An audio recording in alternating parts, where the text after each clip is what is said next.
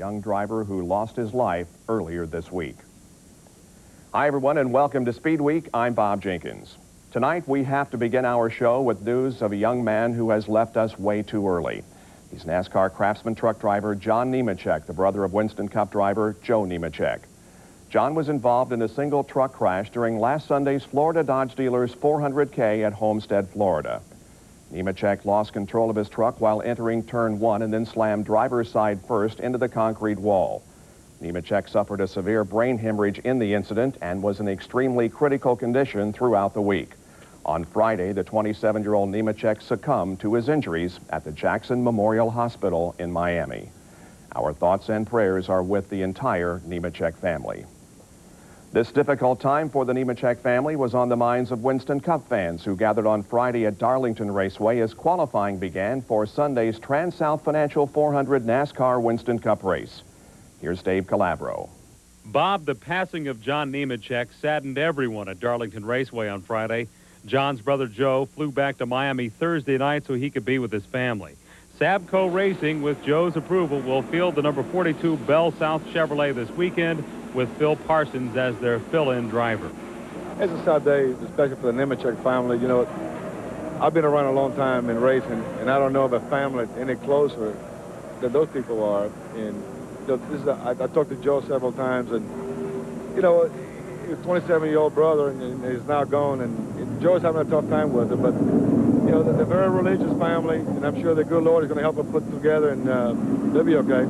I can't express my sympathy enough for the Nemechek family, John and his parents, and Joe and Andrea. Just you know, it's when you lose somebody that's in a sport, it's like losing family. And I hate to be in the car under these circumstances, but you know, I'm sure it was important for Joe to be with his family, so I'm just glad to help out.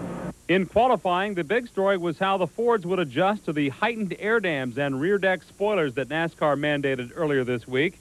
Well, Dale Jarrett didn't seem to have any problems. He set the early pace with a lap of 171.095 miles an hour.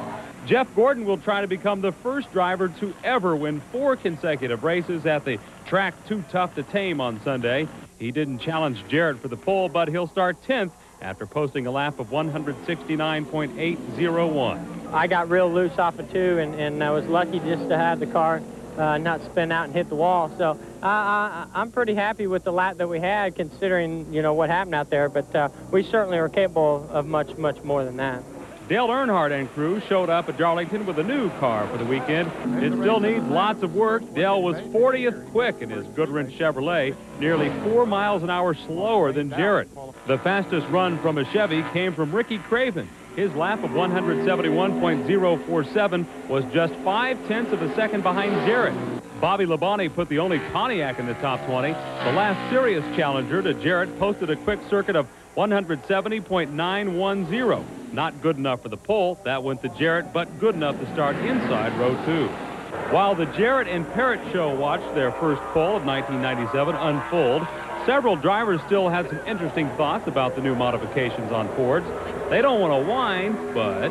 I don't want to complain, but Fords have a little bit of an edge. And there's no question I was thinking about that when it came time to qualify. And my pal Jeff, he was fastest in practice, and he slipped a little bit. And that had me concerned, you know, but Budweiser Chevrolet is good. I'm real excited about Sunday. I don't want to whine, but we've been at a disadvantage for 2 years. At least 2 years. Last year, all you heard the Chevrolet team say was the reason they're better was because their teams are better and their drivers were better. Well, find out that's a bunch of crap. The Ford teams are just as good and the Ford drivers are just as good. It's just that we were disadvantaged, and now we're getting closer to equal, so now we learn how to run with them.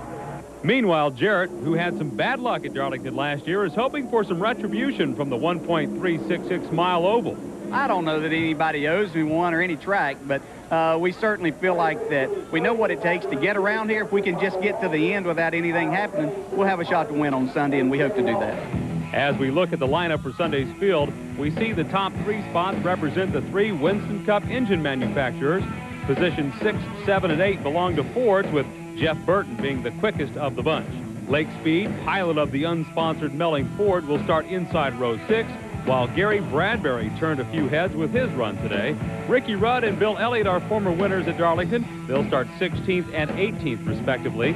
David Green is the only rookie to crack the top 25. He'll start outside row 11. While Phil Parsons, Earnhardt, and Robbie Gordon have some work to do. Reporting for SpeedWeek, I'm Dave Calabro. Thanks, Dave. Coming up, Robbie Gordon does double duty in an IRL car, and John Force is a Ford man. As we mentioned earlier, the NASCAR Craftsman Truck Series was in Homestead last weekend for the Florida Dodge Dealers 400K. Mike Bliss had led 26 laps until he ran out of fuel 80 laps into the race. The miscalculation left him 2 laps off the pace. There was some spirited racing for the lead late in the event. Mike Skinner, who was making a return to the series in the white number 93, held the top spot with 14 laps to go when Jay Sauter, sporting Skinner's old colors, pulled up alongside. Meanwhile, Kenny Irwin drove his Rebestis Ford underneath both of them to take the lead.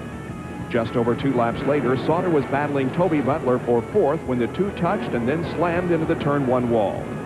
Butler was shaken, but otherwise okay, while Sauter, like John Nemechek some 30 minutes earlier, was sent to Jackson Memorial Hospital, where he was given a precautionary CAT scan. The CAT scan was negative, and Sauter was released on Monday. Irwin and Sprague exchanged the lead during the 5-lap shootout to the finish. First, Sprague tapped Irwin's rear bumper to take the lead in the front stretch. Then a lap later, Irwin drove past Sprague in turn 2. Mike Bliss not only made up his 2 laps, he nearly caught Irwin, but it was too little too late as Kenny held on for his first career NASCAR Craftsman Truck win. Later that day, the NASCAR Busch Series held its inaugural Las Vegas 300 from Las Vegas Motor Speedway. ARCA standout Tim Steele, who replaced Jeff Purvis as driver of the number 4 Chevrolet owned by James Finch, battled up front throughout the race with Dick Trickle, Todd Bodine, and pole sitter Jeff Green. Steele finished the race in 4th. Trickle held the top spot in the late stages, but Green was able to get around him on lap 186. Green then pulled away to take the checkered flag nearly 3 seconds ahead of Trickle to pick up his first Busch Series win in his 100th career start. The NASCAR Featherlight Southwest Tour was also in Las Vegas. Canadian Gary Smith was on the pole for the inaugural Nevada 200, and he led the 33-car field into the first turn. Race leader Chris Rodman went down a lap when he pitted under Green midway through the 133-lap race. But Rodman charged back to the front, and on the 117th circuit, he passed Matt Kenseth for the top spot. Rodman wasn't challenged after that as the 1996 Series champion cruised to the win.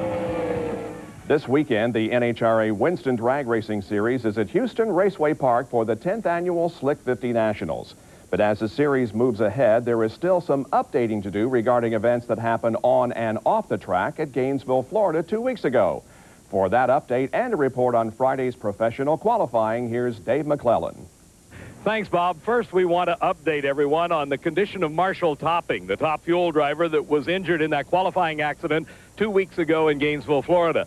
He remains hospitalized at Shands Medical Center in Gainesville and is in good condition, recuperating from the rather serious injuries he suffered in that accident. Now to today's news, and of course there's some hot topics always circulating around the Winston champion, John Force.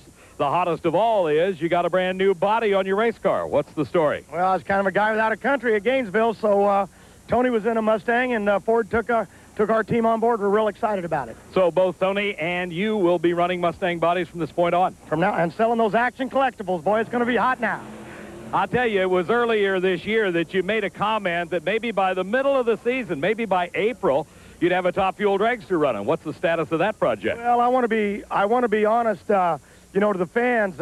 Number one, making the switch to Ford. You know, it's like we have to prove ourselves all over again. And then the way Hoffman ran down there at Gainesville, moved up on the points, I don't think we need to get focused on a dragster right now. So we're going to focus on Tony and I trying to stay in this points thing. On the Ford subject, what prompted the switch to Ford? Oh, I think it was just kind of like a couple getting a divorce. We kind of just went our way peacefully, and luckily I found me a home. But no, there's no problems. I got a lot of great friends over there in General Motors. I've been with them a lot of years. I love those guys. And right now, I just got some new loyalties, and I'm going to try to win them a drag race. You mentioned Al Hoffman. Of course, he won the race down in Gainesville, had a huge engine explosion, and suffered some rather serious injuries. I understand you loaned him your bus to take him home. Well, I was probably trying to steal a little media out of it. Al knows how I think, but he was beat up real bad, and and his old car moved up in the points, so I have to focus on that. But he's a friend racer, as much as we argue and growl around. But he was hurt. He recovered. He's out here today. I'm real proud of him. Well, talking about Al Hoffman, let's just bring him in and find out from Al himself. How you feeling? I'm feeling fine. We're going to try to race here, but I'm going to give it another week. I'm still a little bit sore. I could get in the car right now, but take a chance on putting me out for a couple of races. I don't want to do that.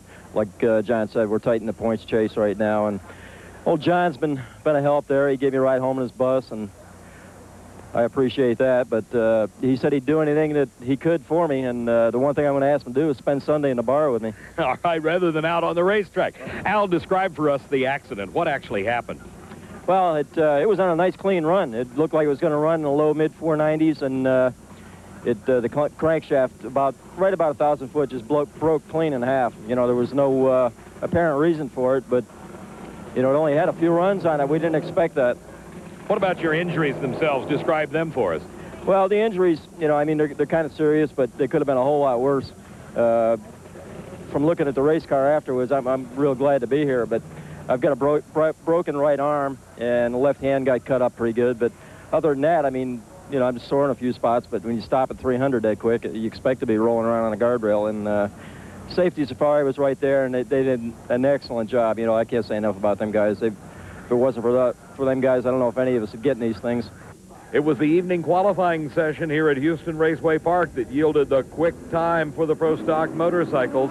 Matt Hines, astride the Vance and Hines Suzuki, clicked off a 7:34 at over 180 miles an hour to take the provisional pole for Pro Stock bikes.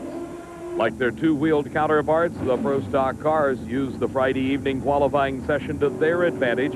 Warren Johnson at the wheel of the GM Performance Parts Pontiac was looking for the $25,000 bonus. For the first racer to run over 200 miles an hour, he fell just a bit short, but set low elapsed time at a 6:94 at over 198.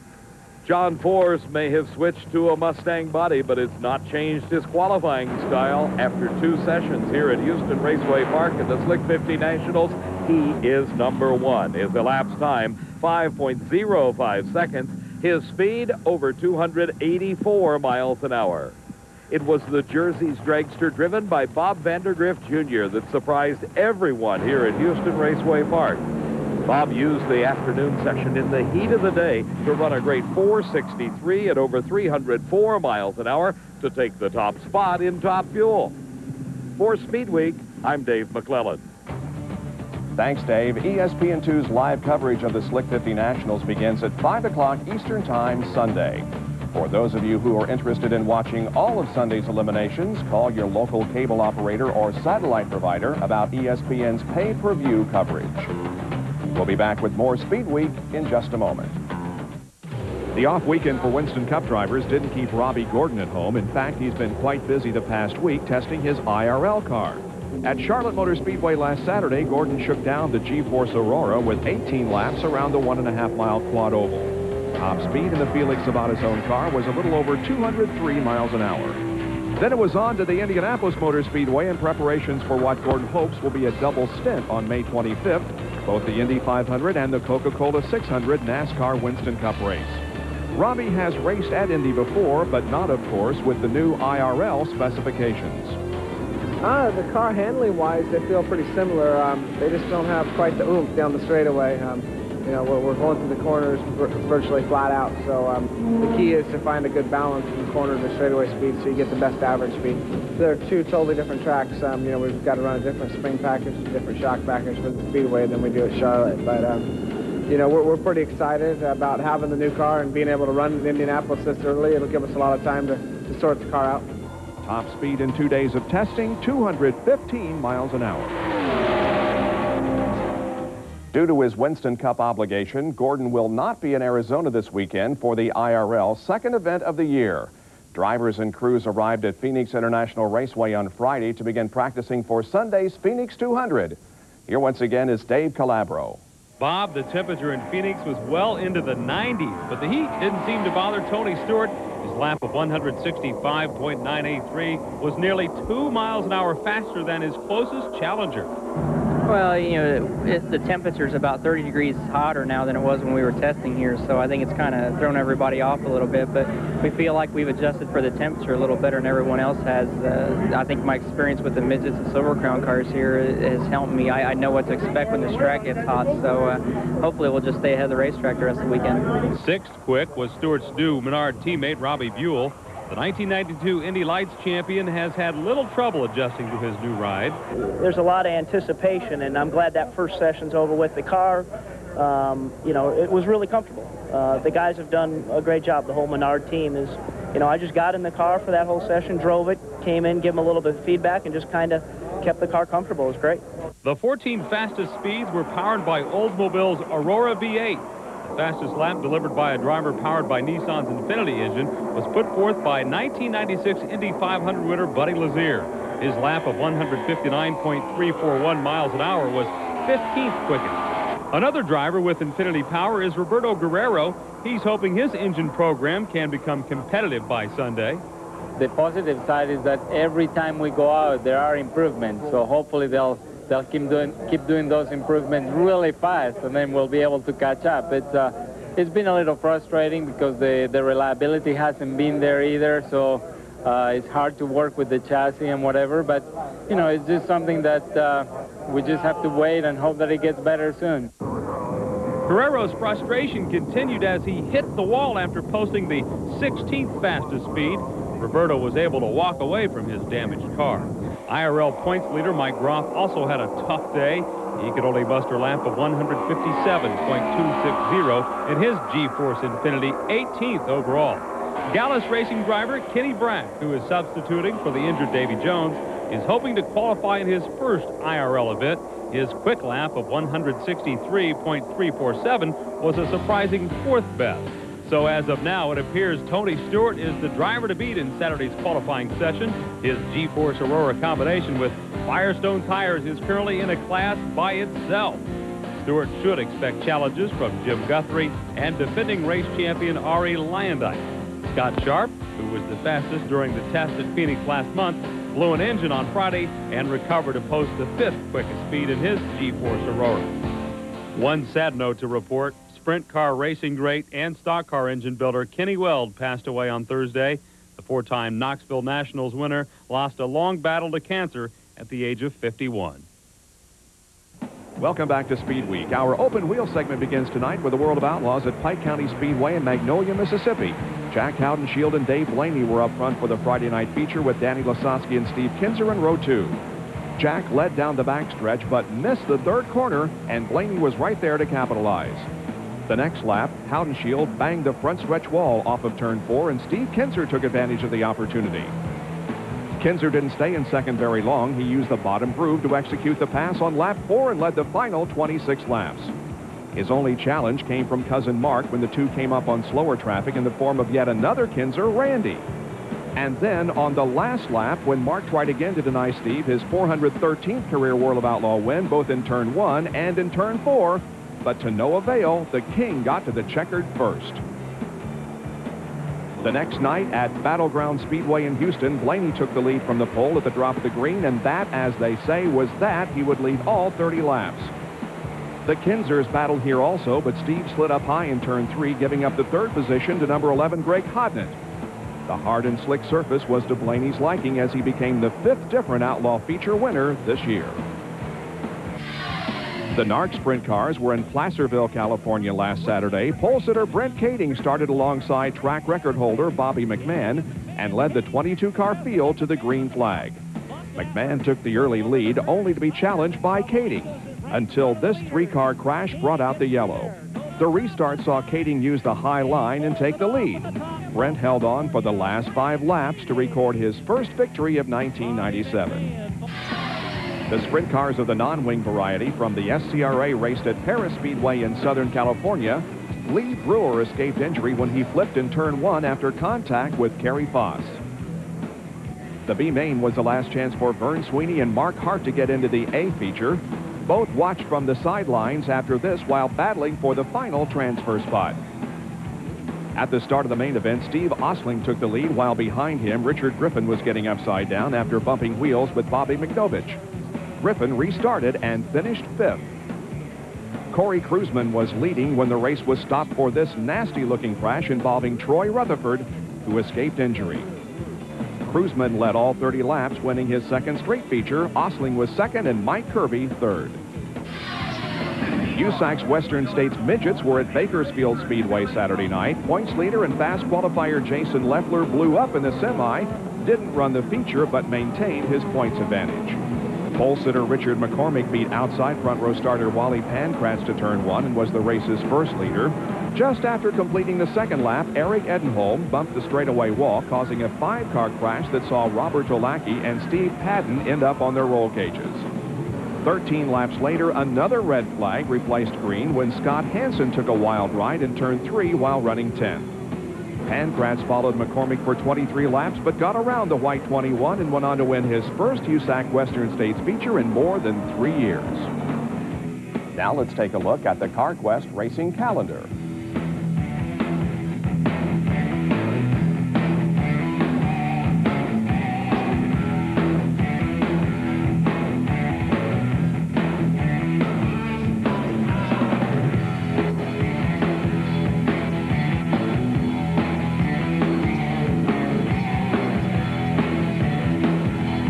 For all your auto parts needs, you'll find them at CarQuest.